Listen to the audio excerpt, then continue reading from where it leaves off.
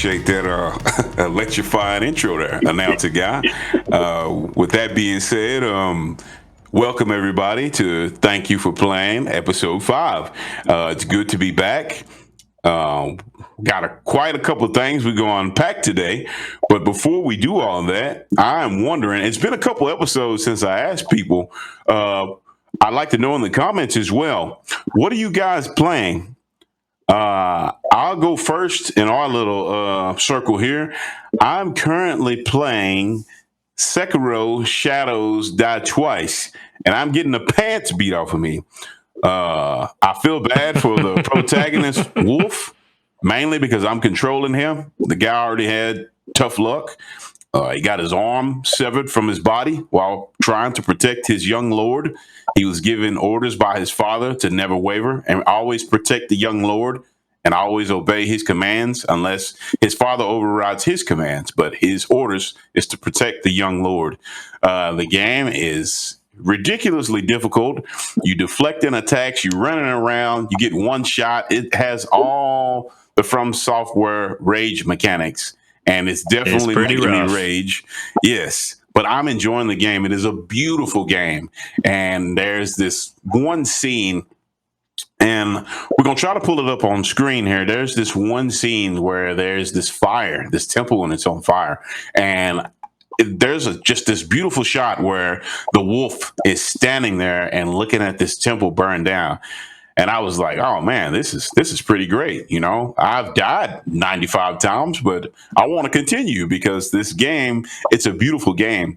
I'm a big fan of swordplay, and this combines swordplay and stealth shinobi, ninja skills. So it's definitely something new. I generally veer away from these increasingly difficult games, but this one pulled me in, and so far I'm not gonna say I'm enjoying it, more like a yellow light, but I'm gonna see how far I get before I'm like, you know what, I'm done. I'll be surprised if I beat this game, being honest. But before you give up on it like you did Elden Ring? Yeah, Elden Ring. Yeah, we're not gonna talk about that. But moving on. I'm gonna talk about it. I got a quick question for you. What's up, my guy? So I've never played Sekiro before or any game like it, but I do hear that critique all the time that it's really hard. Like, what makes that harder than other games? Because I've played games similar to that, like a hack and slash type game. There's a lot of enemies and you beating them up, you dodging, rolling, attacking, parrying, all that stuff. But for some reason, they always say Sekiro is like one of the hardest games. That one, and what's the other one? What's the other one they mention all the time? Help me out. Dark Souls? Yeah. They always say those two games. Is it Dark Souls or is it Bloodborne? I think both of them, actually. But usually people always say I feel like Dark Souls is the easier of the two. Oh. Yeah. Well, so yeah, I'm gonna tell you right now, and I'm gonna try to pull this up on screen too. If you look closely, the game is hard because the enemies are all psychopaths and they're all been fed rage-inducing hormones, so they don't miss their attacks. Like sometimes you jump by 4 or 5 at a time. Their attack power is extremely high. Their defense is high. If they're shooting at you with arrows, they'll shoot you from like 50 feet away. Your armor, your defense values are low. You like wearing wet toilet paper as armor. It's very frustrating. Okay. Because you're supposed to be like kind of a ninja, right? Yeah. You're supposed to use stealth aspects, but there are times where you have to use swordplay. And what sucks, and that's why you're not wearing heavy armor. Yeah, that's why you're wearing wet tissue paper as armor. What sucks is you have a limited amount of times you can heal, and a lot of the Souls games, they give you something like a gourd, or what is it on Dark Souls? What is it that you drink out of? Yeah, a flask. And Sekiro, delicious, sweet, sunny D. Yeah, on Sekiro, I only have 2 times I can heal, and usually an enemy's attack more than half in my life. And you just sitting here in disbelief, like, what am I supposed to do? And once you get bodied about 30 times, you finally figure out how to beat that wave. And then you go to the next wave and you get bodied, 30 more times. It's very frustrating.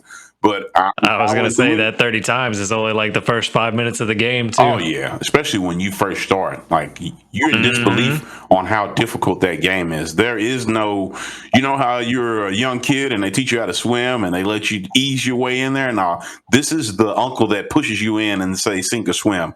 That's what Sekiro's Shadows Die Twice is. It'll make or break you. And 90% of the time you sink. Oh, yeah. In this game, most definitely. But I highly recommend to you, BLJ, and our viewers, I highly recommend that you check it out. If you haven't already, it's a great game. But if you do not have patience, then maybe you should not check it out, because I would not want you to, invest time in the game and think you made a mistake. But it's a great game. It looks good and it plays good as well. But the enemies are all, I don't know what they're on, but they definitely roid rage something. But it's definitely a unique experience, and that's what I'm tangling with right now. So what about y'all? And I'm going to interject a little bit on that because BLJ mentioned that it's like a hack and slash, and you actually kind of touched on what I want to say, talking about needing patience. If you go into that game trying to play it like a hack and slash, you are going to get destroyed. Like, you have to kind of sit back, wait for your moment, and time your parries. I know the parry mechanic is a huge part of the combat in that game. So you definitely want to go in more patient and methodical with what you do. I'm going to jump in real quick. Movie nostalgia, because you was talking about that. I don't know how many of y'all seen the movies Three Ninjas, some of my favorite movies. R.I.P. Grandpa, but Grandpa taught me a lesson on Three Ninjas Kickback when they go to Japan. He told Colt, because Colt was trying to learn how to throw shuriken. And he was like, watch the bullseye grow in front of your eyes. And when it gets big as a melon, he'll throw it and get a perfect bullseye. So that's what I think about Sekiro. You got to watch the enemy sword swing in front of your eyes. And when the enemy sword swing gets right near you, for example, big as a melon, that's when you deflect. Your timing is very crucial on that game. And if you don't deflect when it's big as a melon, you're going to get cut down and you're going to bleed out on the ground, and the game is going to remind you that you died, and it's awful. I want to say there were several times I got hit by stuff like that, and I would take 70, 80% in one hit. That game does not pull punches. I'd love to see you stream that, BLJ, so let me know. What I heard about it is, this is one of those games where, like, every move has to be deliberate, like strategic. I guess every time you throw an attack, like, the whole animation has to go out and recover before you can do another move. So I think that's why they say it's like hard, because you can't just do a lot of things at once. Like, you really have to pick and choose your moments, because your character really has to finish his animations before he can move on to the next one. Is that right, or? From what I remember, an accurate description. Yes, that's an accurate description. Yeah. But it tests your reflexes for sure. But we keep sounding like a broken record, but it definitely tests your patience, because there was this one part where I know I repeated it at least like 30 times. And it was rough. It was that burning temple I was telling you about. And that stuff was rough. But when I got through it, I felt a little relief. But some gamers, and I respect them, but I disagree, they like the continuous hard challenge. They don't mind running into that brick wall 30, 40 times. Oh, now you're talking about me. Oh, man. Yeah, they feel rewarded after the 41st time they win. Me, I'm exhausted. I'm over there sad. Is it over? And like, nope, you're not even a third through the game. You got more hard challenges. It's kind of discouraging to me. But since this is a samurai / ninja game, they dipped it in samurai / ninja. They're making my patience level rise. That's my problem with Elden Ring. And Lambo will defend Elden Ring probably till the end of time. It's too weird for me. You got because you can play a samurai in Elden Ring. Tarnished, all them on there, and you got just weird characters. It doesn't do it for me. You can play a samurai, but to me, it's a tarnished in a samurai armor. To me, the samurai on Elden Ring are not true samurai. Don't at me. There, I said it. They're not real samurai to me. They just You are have going to on. stir up all the Oh hornets. well, samurai cosplay. That's all it is. But Elden Ring's Oof. not for me. I might go back one day and try it, but I doubt it. I'll stick to what makes me happy. There. I said it.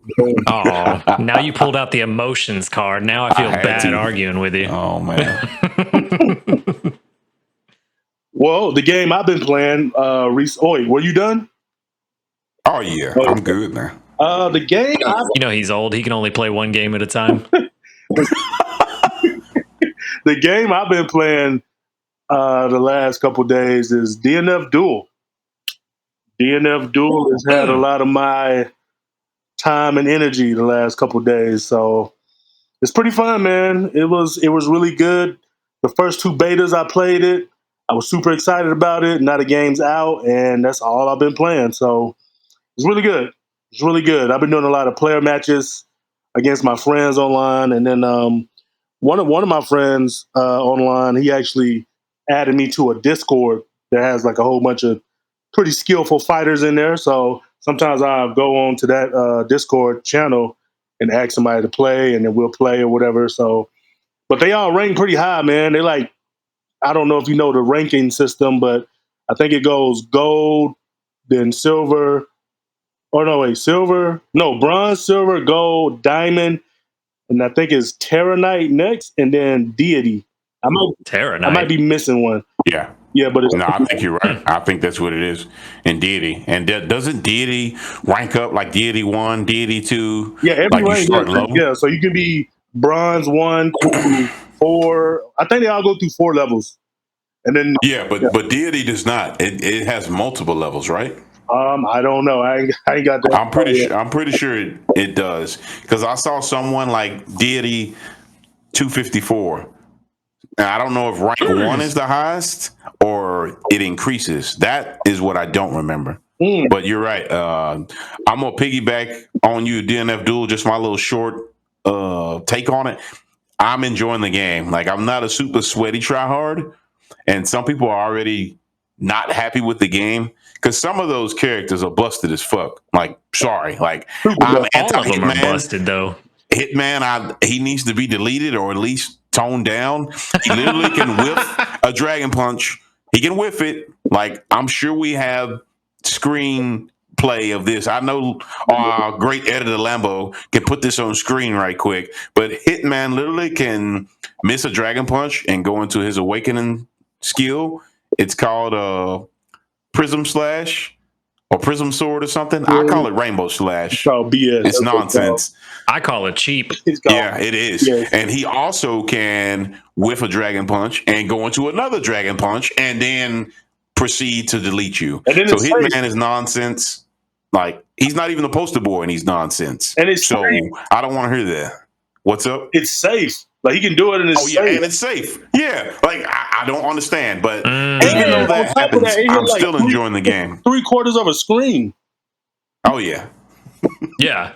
The funny part is, like, I remember how many Hitman players we ran into during the beta, and I've only seen one since the game has come out. Oh, so, not me. I ran into quite a few. Me too. Maybe it's because they know I don't like the character. And I always forget about the Prism Slash, and it catches me 95% of the time, and it is infuriating. Demoralizing. Because it just comes out of nowhere. True. Yeah, it's tough, man. So let me ask you this, BLJ. I got a question for you, Toro. Oh yeah, give me just a second. Let me throw this at BLJ. Go for it. What keeps you? What keeps drawing you into DNF Duel? Like, you say it's pretty good, it's pretty fun, but what is the core component? Is it the fun factor? Is it the characters? Like, why do you enjoy DNF Duel so much? Like, for those who've never heard of it, or those, that are on the fence about purchasing it, what would you tell them? Why should they invest in DNF Duel? DNF Duel is a breath of fresh air for me. it offers a lot of depth, even though it's a simplified game. You know, like they have motion inputs, and then they also have one button inputs. You know, and the drawback from the one button input is whenever you do a one button special move, your meter that you use for special moves, it comes back slower. So if you use the motion moves instead of the one button moves, you get your it's called mana. You get your mana points back faster. That way you can do more special moves, you know. So I like that. I like that it has little things like that. It also has like a lot of combo variety in it. I know people like fighting games for different reasons. Some people like them because of the characters. Some people like them because of combos. Some people like it because you can be airborne a lot, or they got a lot of footsies or whatever. I'm more of a combo guy. Like it can be a game like Dragon Ball, or it can be a game like Street Fighter, where it's super ground and footsie based, or like Dragon Ball where they flying all through the screen.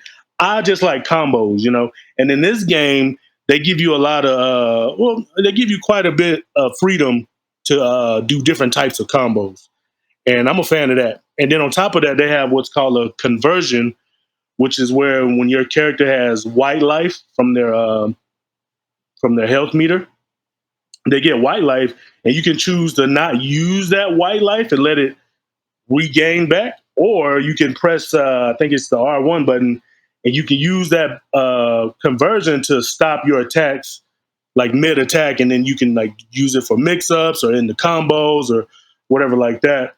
And then one thing I figured out was grappler, and I don't know if other characters have this too, but grappler has just frame moves. So people that can do all his combos, you know, some combos you can only do from counter hit, but if you can do his moves just frame, you can do those counter hit combos from a normal hit. So Okay, so they're basically rewarding you for your precise time, and you get counter hit combos from being precise and landing the just frame combos. That's fair. yeah, so I like little stuff like that. It's a good way for people that want to have that heavy execution to be in the game, and they're that type of player that wants to do that. It's a good way to, for players like that to have that type of thing in the game. I'm not really one of those type of players. Don't get me wrong. I like doing the high execution stuff, but for since I play grappler, I like that he has that, and he has the option to do the more difficult combos. Even though they're one button moves, it's still some precision involved with it if you want that higher payoff from doing these moves. So that's really the reason why I like it. It's a breath of fresh air. A lot of the characters are unique. They're all very different. They look different. They play different. And then on top of that, this is one of the first fighting games I've played in a while where there are multiple characters that I want to learn. You know, usually a game will come out and I like a lot of characters, but I don't really want to play them. This game, it's maybe like 5 or 6, maybe 7 characters that I want to learn how to play. And that's very rare for me. Usually it's about 2 or 3 characters that I want to try out, but in this one, there's quite a few that I want to try. So with that being said, that alone just for me brings a lot of replayability if I want to learn all the characters, you know what I mean? So it's really good. You know, if you're somebody that's into fighting games and want to try something new, I definitely recommend picking it up, you know, and you know, going at your own pace and learning the game. You can go on ranked and play people and you'll run into some killers, or you can go on ranked and play people, and it's really good about setting you up with people on your level as well too. So if you really won't run into anybody like super good your first time around if you're new in the rank mode, the way they have it set up. So that's pretty good. But if you choose to put in that time and effort to get better, you definitely will run into some pretty skilled players and, you know, test your skills. Some raid bosses, huh? That's pretty cool. You know, That's legit. You were mentioned talking about the grappler. just frames. Yeah, go ahead. say what? We about to talk about the same thing. Well, see, no, I'm just asking. He mentioned grappler a lot, and I was asking, was Yeah. grappler your forerunner? Is that who you run the most? Like, who are you playing? You know what? Like, I know you were telling me about what draws you in, but you also mentioned that you love the variety of characters and it makes you want to learn more than one. But who are you running that keeps it fresh? Because I imagine you named off combo specialties and stuff like that. I'm guessing that whoever you running has a nice combo structure, a cool factor. Like, who are you shining the light on in DNF Duel? Who represents you in So DNF Duel? when the first two betas came out, I was only playing Grappler and Striker. Okay. I like both of those characters. They're both pretty sick. Then the actual game came out, and I was playing Grappler.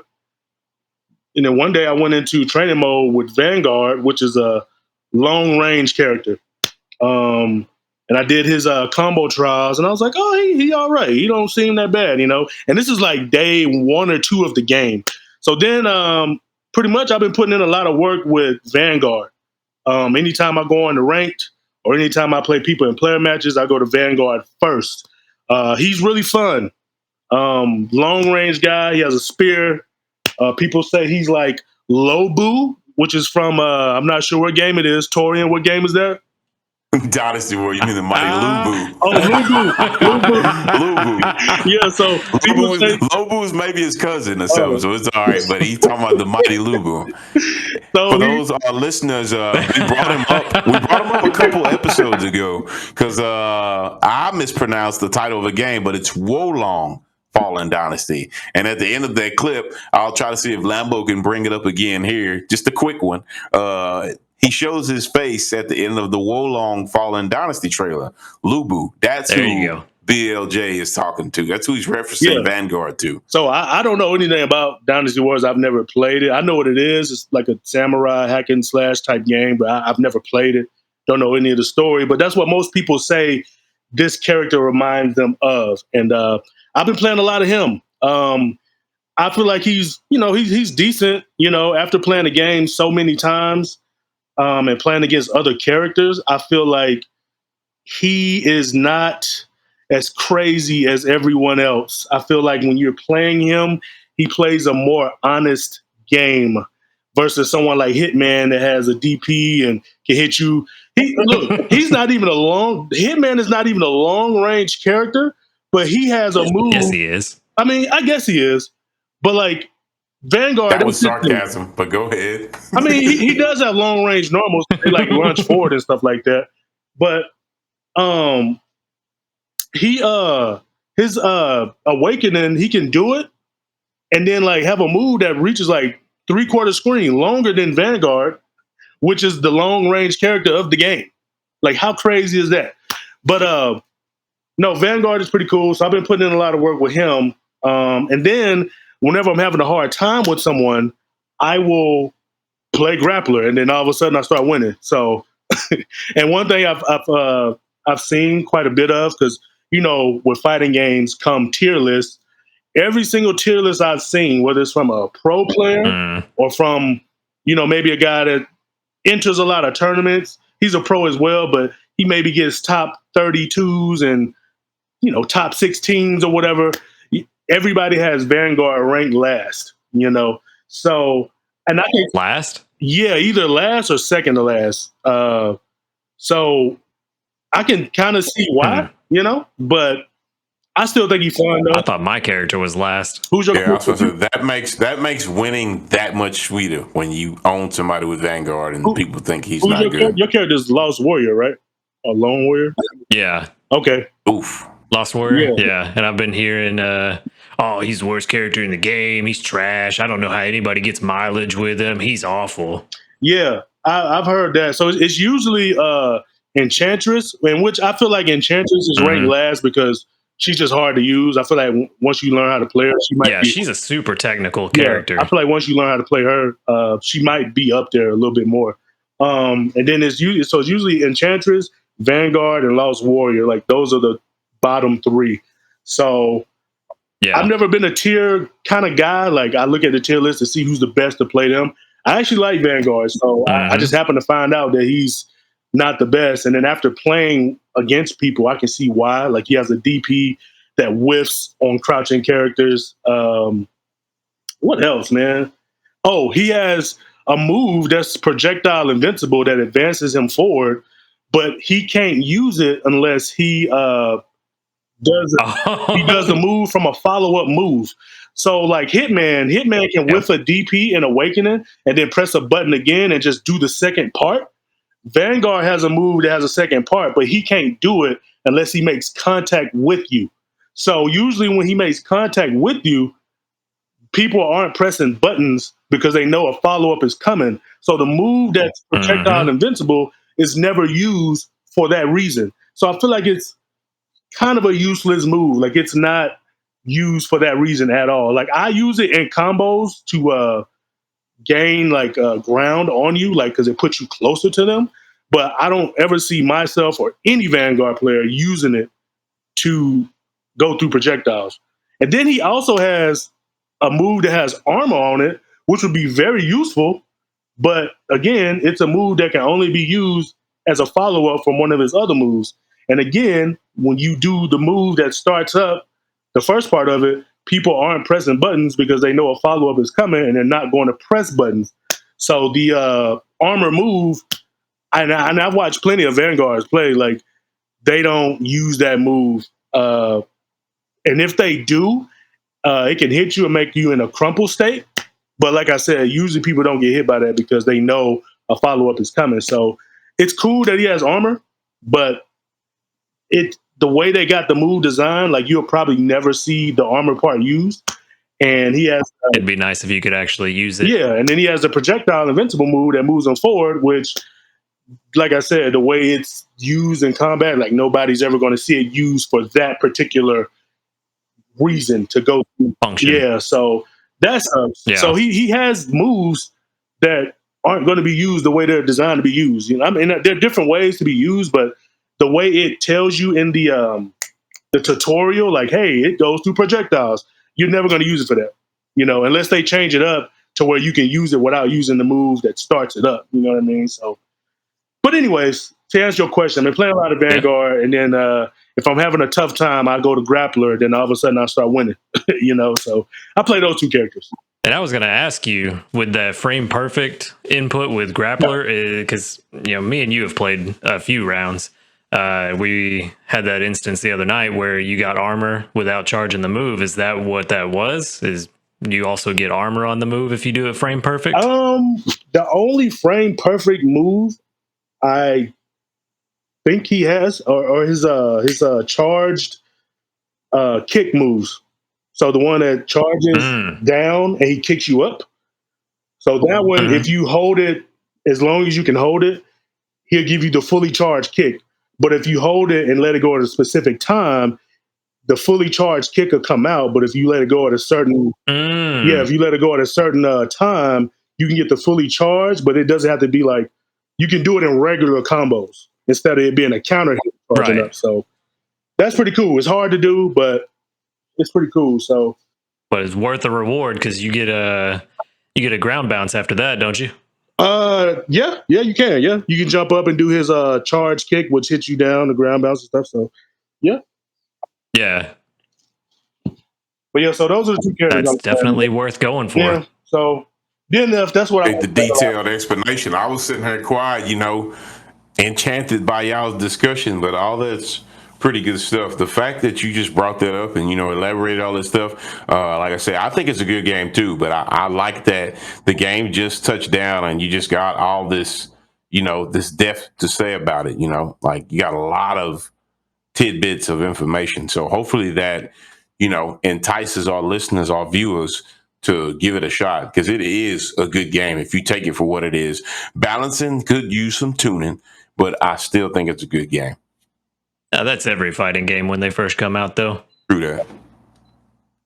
What about you? But I was going to ask you, Toro, you were talking about the ranks, and you said that you saw a deity 254? Yes, or did you just pull that number as an example? There is this YouTuber that I watch. He's actually a tournament player. His name is Brian F. And I was watching him play, and that's why I think the lower the number is, The lower the number is, like rank 2, rank 1, that's a higher up. But to get into deity rank, that's like a whole nother rank on its own. Kind of like Guilty Gear, they had the celestial floor, I believe. That's what this is. Yeah. So the reason I ask, and you know, I got a couple friends of mine that listen to this podcast, and they can back me up on this. That number pops up way too much in my daily life, so it was just interesting that the random number that you saw, the rank that guy happened to be out of all the other ranks he could have been, was 254. Could have been. And I mean it. That number pops up in my life all the time. I can fact check, but I think it was. It could have been 255. I don't know. Even if it was, the fact that you said 254 instead of 255, like completely random. And I'm pretty sure I think it's like the Bader-Meinhof effect, where once you notice something, you see it pop up, and it seems like it pops up more than any other number, but it's really because you're paying attention to it. I'm fact checking right now. Still ridiculous how often I see that number. But anyway, my other question that I completely forgot about because you said 254 is 252. 252? I was close. Yeah. And he was fighting against Deity 1, the number 1 ranked player. Yep. But see, for him to be 252, you to get it wrong, and instead of saying 251, 253, 255, you said 254. That's the random part that is just like it happens randomly way too much. Gotcha. But I was going to ask you, you were talking about Sekiro earlier and how hard it is and people being possessed. And I was going to ask you if they made a modern version of Onimusha, would you want to see it in a Sekiro style? Maybe not made by From Software, maybe not necessarily in that style of gameplay, but in terms of the difficulty, but in that style of combat. Combat mechanics, yes. Difficulty, no. I do not feel like chewing on my controller and, what else that's unordinary. I don't want to chew on my controller and run around my living room in circles, screaming into a pillow. I'd rather not do that with one of my favorite franchises of all time.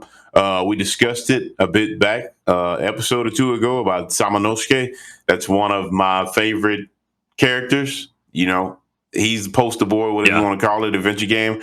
I would like to see if they give him more story, I would like to be able to complete it, not sit here and be frustrated that I can't advance past the boss because my reflexes, 0.3 seconds. Yeah, that. So gameplay wise, which I mean, I wouldn't mind, but difficulty, no. Yeah. I was going to say the original Onimusha games weren't easy either. I mean, they were pretty difficult for what they were. Yes, I feel like I don't feel like they were a Dark Souls level of difficulty, but I definitely feel like they were more difficult than the average game around that time frame. I still had fun with them. I played them all, enjoyed all of them, same as you. But I think an Onimusha Resurrection would fit perfectly in that kind of Souls-like style of game. Yeah. You hear that, Capcom? There's your idea right there. Hopefully you can make it happen. You're welcome.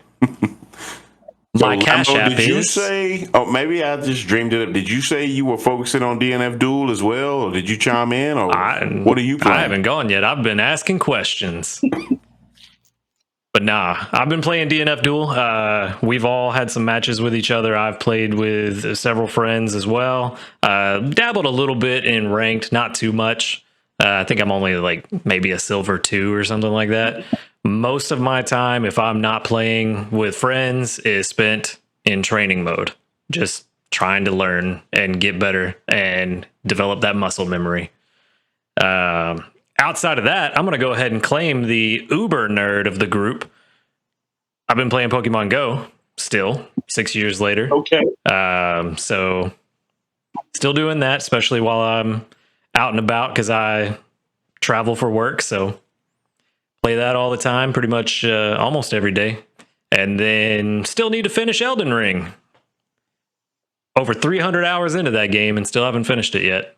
Sad times. 300 hours of. Must be a lot of You know what? missions. Oh yeah.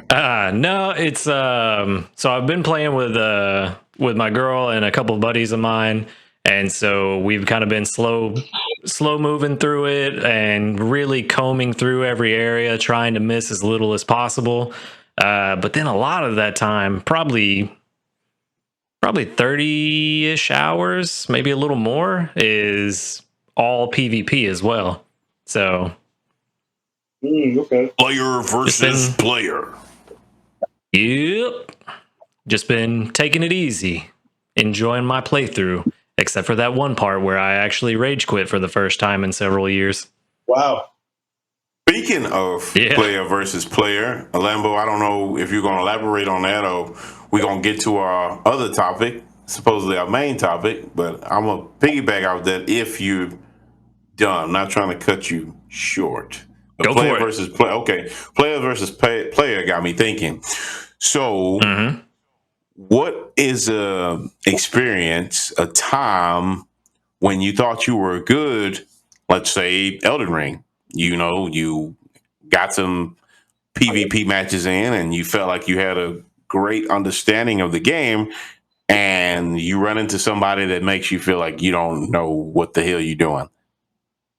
Like, you get what I'm, like, basically, when did somebody serve you a warm, fresh piece of humble pie? So I've grown so accustomed to the taste of humble pie. Yikes.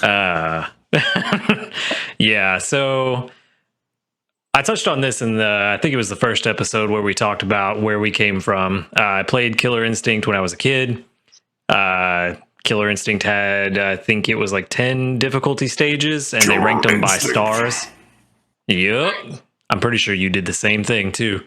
And so I'd put it on the hardest difficulty and try to make it through the arcade, because that's how you could unlock each character's true ending. So I'd just play through and try to see the true endings.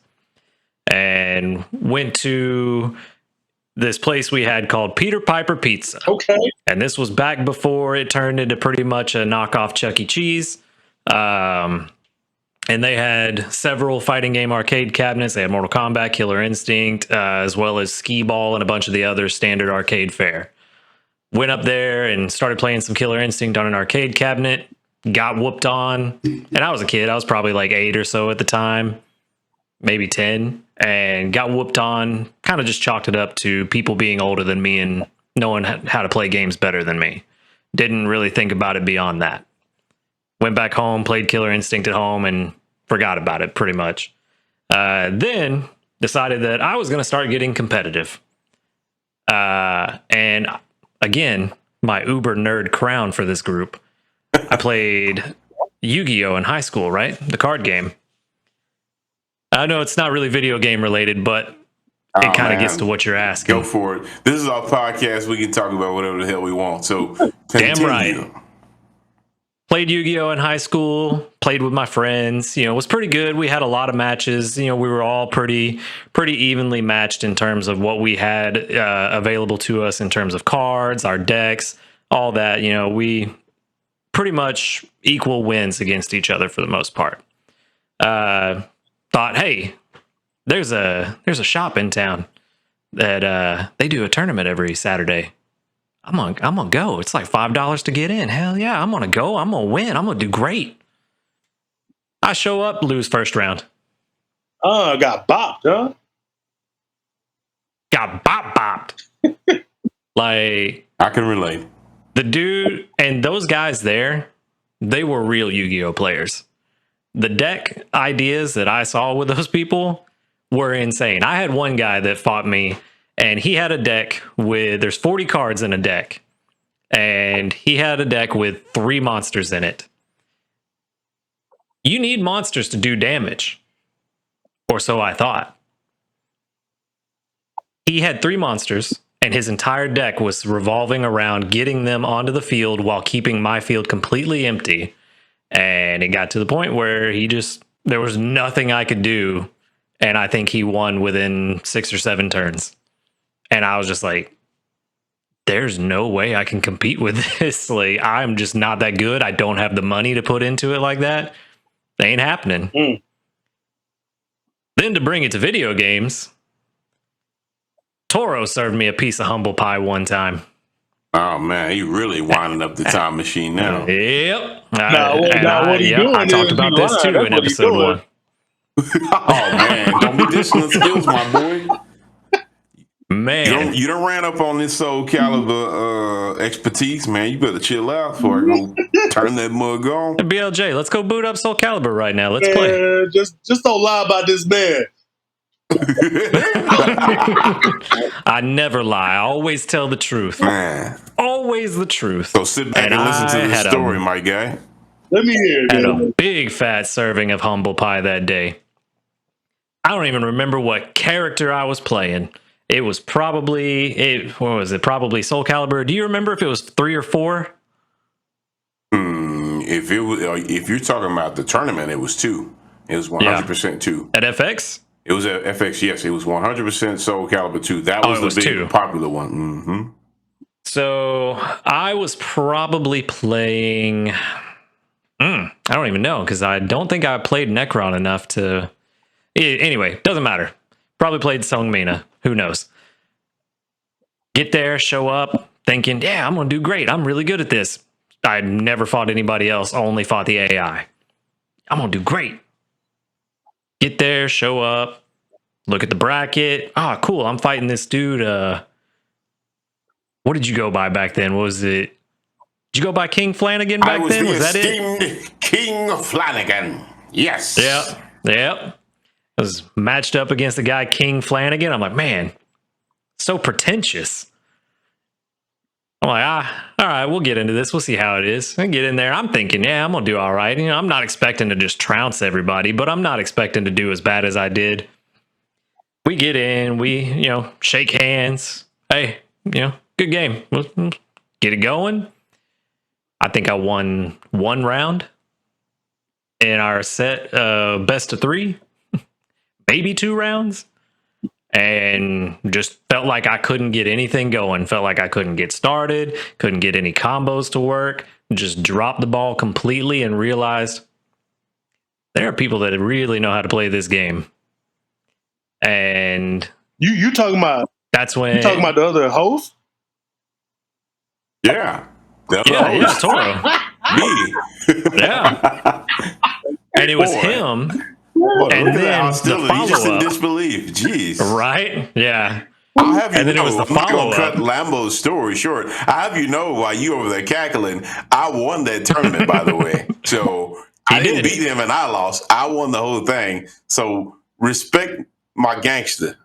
I ain't gonna say it again. And that was the one thing that saved my ego that day. I was like, well, if I got knocked out first round, at least it was to the guy that won the tournament. I could have got knocked out by a guy who got knocked out the next round. That would have been real bad. So I didn't feel as terrible after that. But man, when it first happened, I was just like, man, I might just have to give up fighting games. Maybe I suck. Maybe I'm just not good. And then he went and won the whole tournament. I was like, all right. Nope, it's just that he's too good. That's what it is. He's the problem, not me. And what is that? Maybe, what is that? Over, I'm trying to think. It's like right at 20 later? years. 20? I was 14, and I am 34 now. Man, 20 years later, we're still rivals in fighting games. Boy, how's that for fighting game lore? Yeah. But I feel like I've hopefully stepped my game up a bit. We got plenty of clips of you thrashing me now. For those that want to look, I believe I'll have to post the link in the comments. I have a clip that says why I hate Astroth, and it's very toxic. And the tables have turned. Back then, I did defeat him, but I guess I defeated him, and he went into the hyperbolic time chamber or whatever the hell he did. And now I'm the one climbing uphill. And his character is so ridiculous. I wanted to warn everybody that plays this game to look out for this busted character that goes by the name of Astroth. And I compiled a couple of scenarios of why this character makes no sense. And I did it. I'm not a salty guy, but there might have been a little bit of distaste. A little bit? Yeah, just a little bit of salt. Not towards my comrade Lambo, but this character. Yeah. So I made a compilation of ridiculous clips of why this character is nonsense. And he definitely received the developer power of the all-rounder. He's entirely too good. Says the guy playing the poster boy that has the most ridiculous things that are saved for no reason. Another but sure, podcast, another podcast. Yeah, we'll call that the Power Boy podcast. Yeah, I got you. Well, appreciate you. But now, and you know who you have to blame for that, right? Oh yeah. If he listening, or if he ever is listening, we got a pal. Yep. Mr. Carmack. He was raid boss at the video game store we had the tournament in, and fun fact, I won the tournament, but they let me go on to a bonus round to challenge the basically he ran the store and he jumped in and he was like a hidden boss. If you beat me, you get like an extra game voucher or something. And, back then I'm young, arrogant, like I could take this guy, and I proceed to get destroyed. So that isn't my example of humble pie, but he humbled me because I defeated everybody at the tournament, and the guy who runs the store jumps in and he doesn't destroy me. It was a close match, actually. Yeah, I think y'all went to final round. The last round, I was defeating him and I had him on the ropes. And Soul Calibur is a special game that has a special win condition to where they can ring you out. And if you get flung out the ring, you fall out the ring, it's an automatic loss. And I was pressing the advantage, and he's playing. Doesn't matter what your health is either. Yeah, it doesn't matter what your health is. He's playing that character I was just ranting about a few minutes ago, and he does some ridiculous move and throws me and flings me over his head out the ring. And then the announcer, ring out, you lose. And then the guy's like, he apologized in the most polite way. Like, he bodies me. He's like, hey, man, I'm so sorry. I'm so sorry. But good games, though. And he walks away, and that just fueled my fire. And here I am. But that was a piece of the humble pie. But if I may jump in, I will say my piece of humble pie, and if it's any Smash Brothers Melee players out there, you might want to cover your ears if you worship or glorify wave dashing. I'm pretty good at Smash Brothers, even to this day. Ultimate, I love Ultimate. I'm a Fire Emblem weeb. What'd you say, Lambo weeaboo? I love those characters. Yeah. But there was Samurais, Fire Emblem. There was a time where I love when fighting games were at their peak in our area. And there still is a GameStop in this certain area of our town, but across from it, it was another franchise, another business called Game Crazy. And both of them had Smash Brothers tournaments going on at the same time. I was so ridiculous. I signed up for both of them, and I would run across the street playing chicken, Frogger. Wow. I would win a match, and I would run across the street and play my other match. And by the time I finished my set, it was my turn to go again. It was such an adrenaline rush. And I wound up winning the tournament that night at GameStop. But over there at Game Crazy, there was this sweaty kid, and he used this mechanic called wave dashing. And wave dashing is a technique that actually defies the game's physics and Smash Brothers Melee. And I had never went up against wave dashing. It's kind of like an old kung fu movie where I'm using the Black Tiger style, and then somebody drops off the roof and says, ha ha, you're no match for the new praying mantis style, boy. You know what I'm saying? And I'm not used to it, and I ran up on this guy. And what wave dashing does is they jump, but they cancel out their jump with a dodge, and it makes them slide away at a pretty impressive speed. So he would hit me, and when it was my turn to counterattack, he would wave dash out of the way. And I could never hit him. And he's flying around the screen, and I'm getting flustered. Like, what is this guy doing? Like, what is this? And he whoops me pretty bad. And me coming is this from real life? Yeah, me coming from all these wins, and I'm playing the game traditionally. I didn't know how to wave dash. I was just good at what Sakurai-sama, what he taught me in the instruction manual, and this guy has his new technique and he destroys me. And he's like, hey man, good games, And I wasn't really salty, but I was, kind of stunned that I lost. I had won one and I didn't win the other one. I got second, but it was okay. But that was a piece of humble pie. And even now, even now in Smash Brothers, I can't keep up with those guys. I'm pretty good, but some of these guys study the frames, the wall traps, the ledge traps. I'm pretty good, but when it comes to the sweatiest of the sweaty, I can't compete. So I'm constantly reminded of that humble pie that I was given all those years ago in Smash Brothers. Doesn't Melee. It just taste so good? Oh yeah, once you get used to it, and once you realize that it was given to you, it's not too bad. You just have to get used to the initial taste, but it's all a part of growing as a fighting game competitor, and it's all a part of just loving fighting games in general. I'm pretty sure everyone has had their piece of humble pie. There's no one with a perfect record that has had an extended career. Even the fighting game great Daigo Umehara, the Twitch ambassador, they call it Umi Shoryu and Umi Flash Kicks. Like, he's a very lovable fighting game icon. He has his losses, and I always respect that he's regarded as the best Street Fighter player of all time. And when he loses, he shakes hands, he smiles, and he walks away. And that's a good standard of how you should act. But that was my piece of 100%. Yeah. What about you? And BLJ? It also goes to show that you even if you feel like you've just been completely destroyed, don't give up.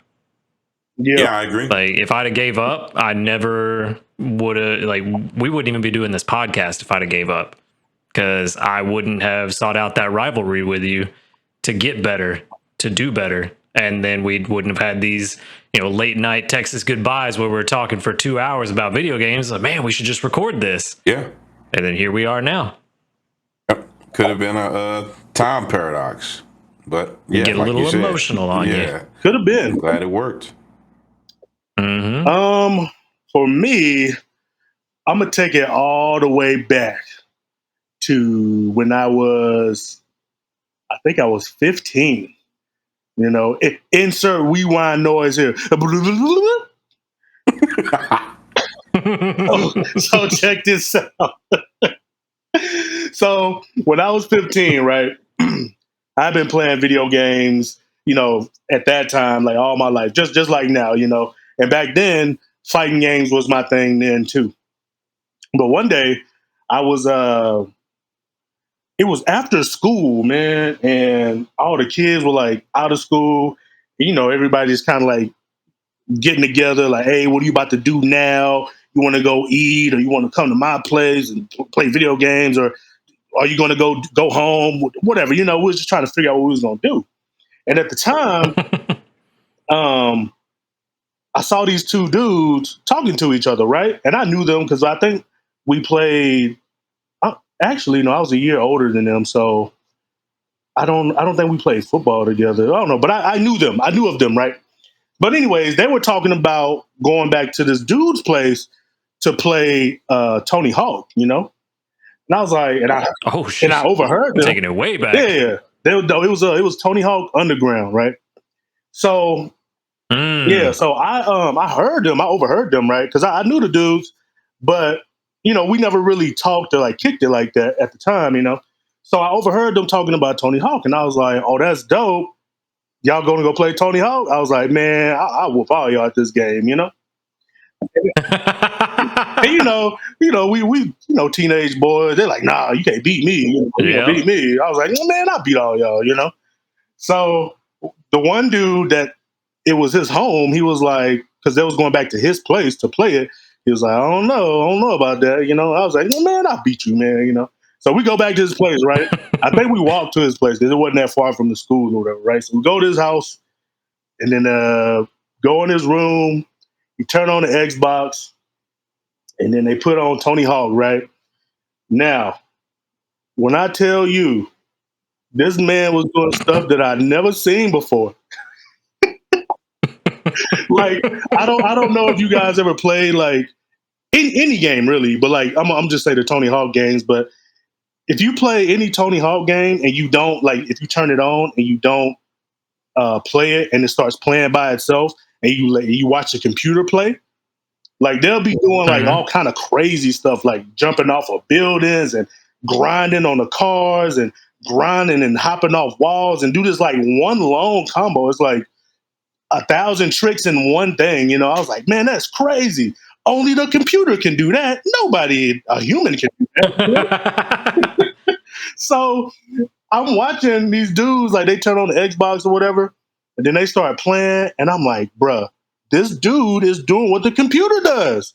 Like he was literally like, he told me, right, like he was beating us both so bad because like they started playing first because it was their idea to like go play at his house or whatever, right? So when he started like playing or whatever, he started like, he was beating us so bad, he started teaching us shit. He was like, hey, so in Tony Hawk, they have what's called lines. You know, I was like, lines? What's lines? He was like, well, basically lines are, he was like, lines are when you like do all these combos and you grind and ollie and all that stuff, but it does it in like a big circle. And I was like, oh, and he was like, and basically, Oh yeah, he was yeah. like, basically you just do this big circle the whole time. And then by the end of the round, like you have all these points or whatever. And I was like, no shit. Like I Yep. really didn't know this, right? So he basically just beat the brakes off your boy. Like I had never like played somebody that was this good at Tony Hawk. Like I remember the first time like when we played, like after he beat the first guy and then it was my turn to play. I want to say I scored like 200,000 points. This fool had like 18 million points. Like, Yikes. no, and like, bro, Not even that's close. no exaggeration. Like, he literally had like 15 million this round, 20 million that round. I was like, bro, there's no way I can beat this dude, right? So time goes on, right? And I was like, man, I can't beat this dude. So time goes on, and then him and I actually like start hanging out more because of Tony Hawk. So like I start going over to his house more to literally like play Tony Hawk, right?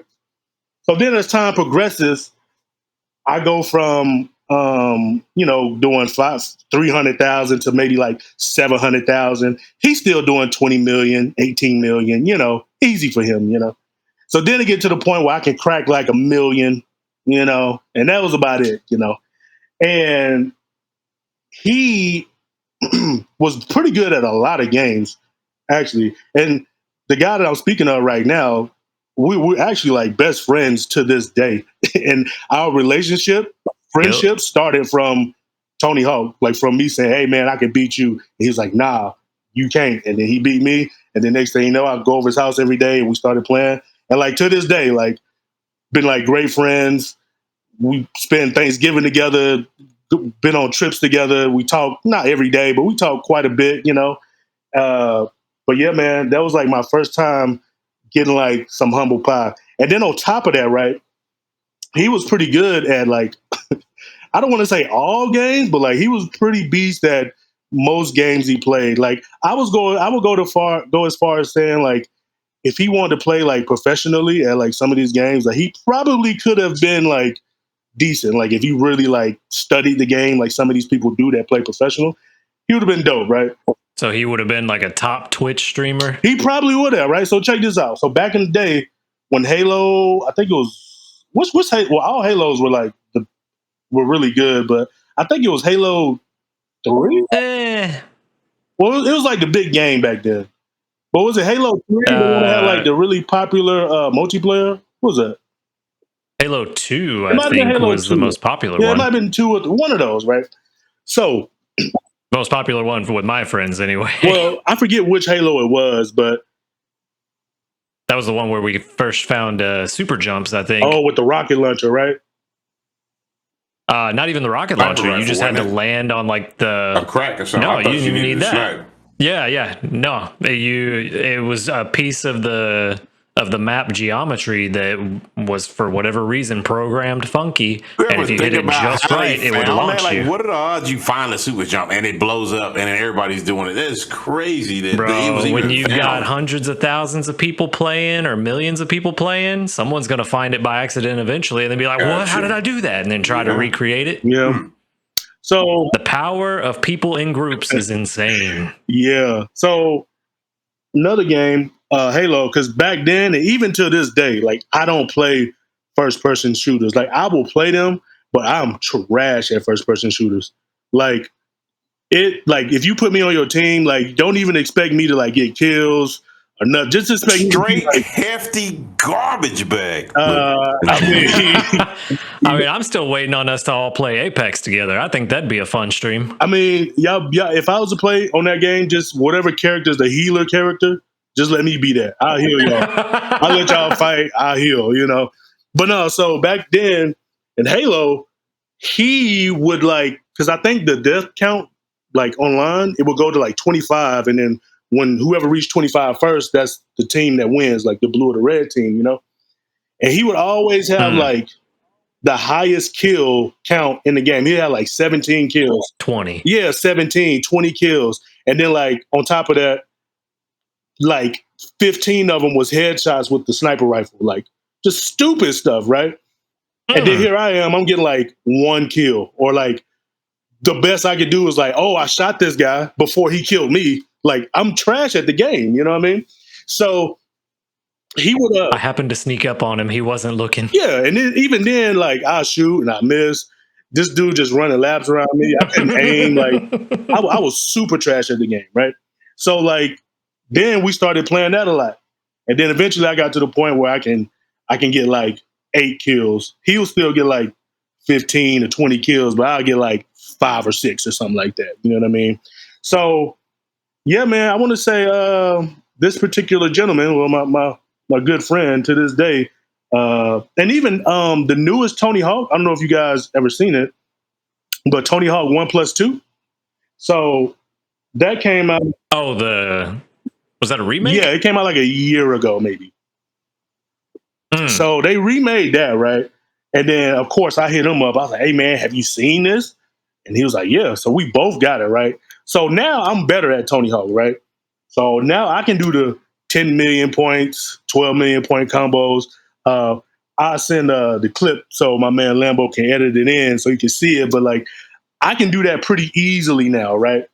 And then so check this out. This dude, I tell him about the game because now he's like married, he has a kid, so he don't really play video games like that anymore. Like he play them like when he gets the time, but like he just don't because he got other responsibilities now, you know.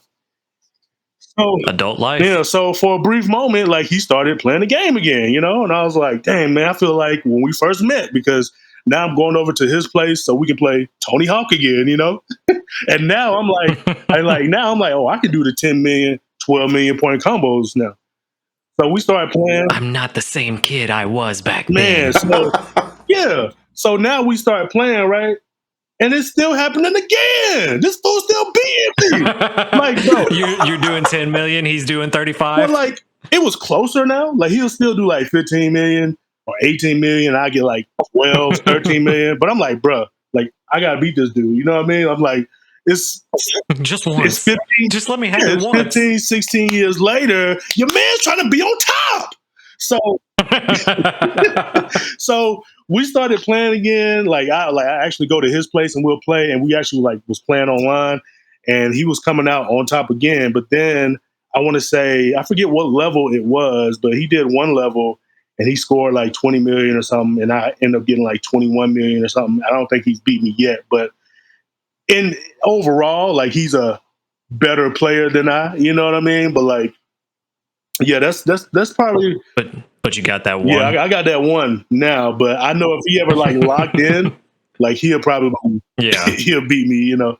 But yeah, that's my He's gonna challenge you after this episode. Yeah, I'm gonna tell him like, hey man, go to this minute mark and then listen to this story because he'll know who I'm talking about, obviously. But yeah, man, I want to say over the years though, like most games he'll beat me at though. So I remember we used to play like cell phone games. Do you guys remember Fruit Ninja? Yeah. Oh I yeah, I definitely played do. that like crazy. So we were kind of cheap back then. We was playing Fruit Slice, right? Same game, just Fruit Slice, not Fruit Ninja, you know. And it was me, him, and Wasn't Fruit Ninja free? you know what? I think Fruit Ninja was only on Apple, like, and yeah, and I Oh had no, it couldn't Android. have been because I played it. Oh, did you not have an Apple, a phone, iPhone? Never, Oh, well, maybe. not once. Oh, well, maybe we just decided to download the bootleg version there. But anyways, yeah, Maybe. we was playing Fruit Slice. It was me, him, and another guy, and like we'll basically play and get like our high scores, and then like send it to each other like in a group message, like, "Hey, this is what I got. Beat that," you know. And this fool will always come out on top. I say that's probably the only time that I played a game like with against him, and like I beat him, and like he's yet to beat that score. You know what I mean? Uh, but yeah, man, I'll say, and I got a couple other stories about being humbled. I guess we can save those for another episode. But yeah, Oh yeah, I was thinking the same thing. Definitely got other examples, but fairy godmother coming to repo my shit. I've been riding around on this pumpkin for a long ass time. You know, I've I been was about to swinging say, that weren't you mug. supposed to turn that in a while ago? Oh yeah, but man, every time we get a podcast, you know, I plead, and she let me come out for a little bit, and I've been doing donuts in this magic pumpkin and everything else. And I know I'm running out of gas, so I'm about to turn in my keys here in a little bit. I think this was a very unique emotional episode, man. That humble pie, man. Y'all started talking about it. I can taste that mug, boy, because that wave dashing. Yeah. I feel powerless. Like, nah, this don't happen to me. I put in too much hours in this damn game, and they find some game breaking glitch, and no, I'm just better than you. Oh, you boy was sad, but And always that be stark ready. realization Yep, be prepared for when change.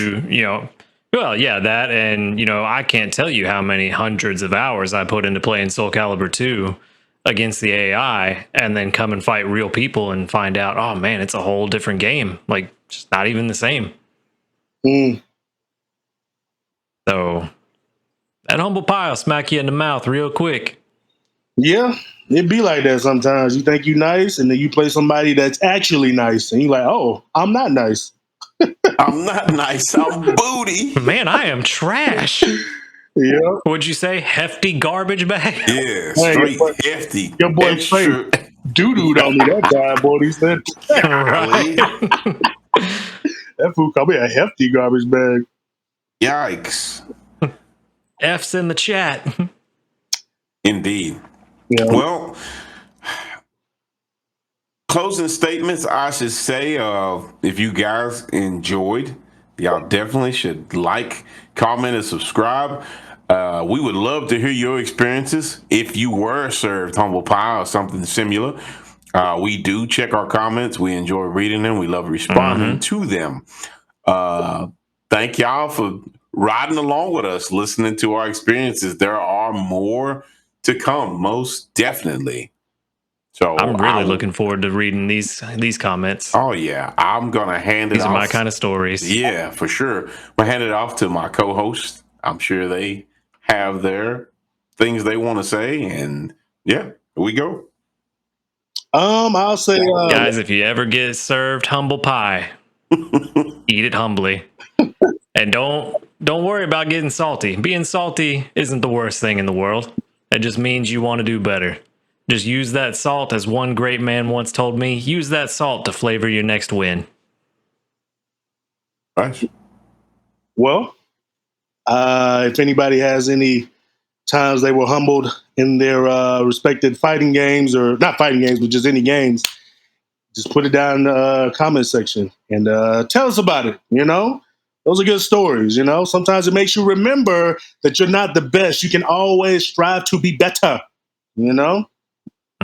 So that's my 2 cents.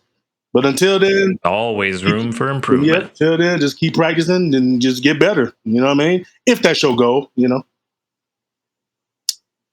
Alrighty, guys. If that's all being said, won't y'all look for us the next week? We'll be around, and it's been an honor, like always. And I I'm gonna say I because I don't know if my co-hosts have anything else to say. But Whoa! What are you trying to say about us, man? Oh, man, Your I'm just- co-asses? No. But I will catch y'all on the flip side on the next run. And as I said earlier, it's been an honor. Always. Yeah, see y'all next time. Let's go do this Snorlax raid, guys. All right. Snorlax, here we come. Boy, ain't played no Pokemon Go in years. It ain't about to start tonight. Yikes. Later. Later, dudes.